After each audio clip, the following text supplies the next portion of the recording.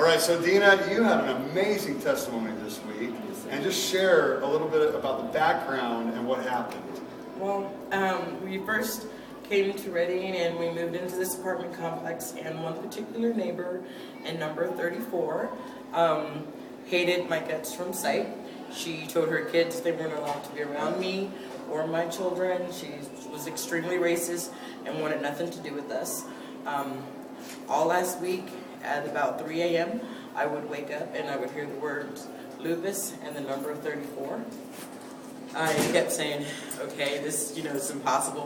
What does lupus have to do with number 34?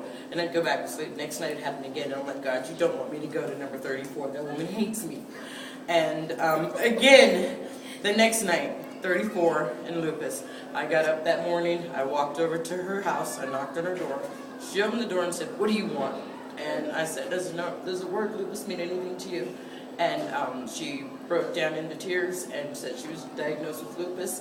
We prayed together Friday. What was her response, though? Her response was she was diagnosed with lupus. And she broke down and cried. She started crying, and she asked her if I could pray for her, and she said, please, and she put out her hands, and this is when we wanted nothing to do with me, so we held hands and we prayed.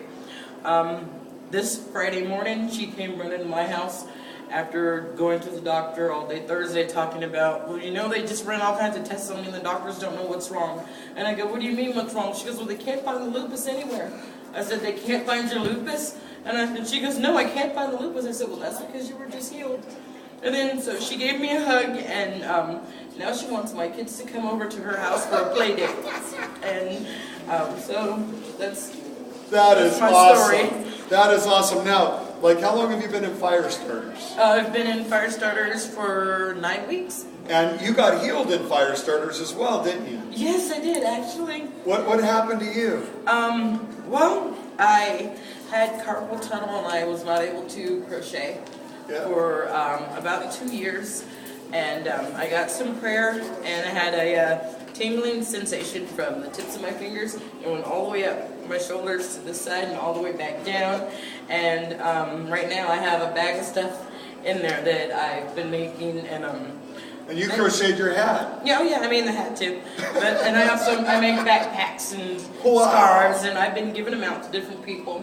Wow. Just giving them away because I just don't know what to do with the stuff, because people keep giving me yarn and giving me patches and giving me stuff, so I've been making stuff and just donating it to people. So you are a fire starter weaver.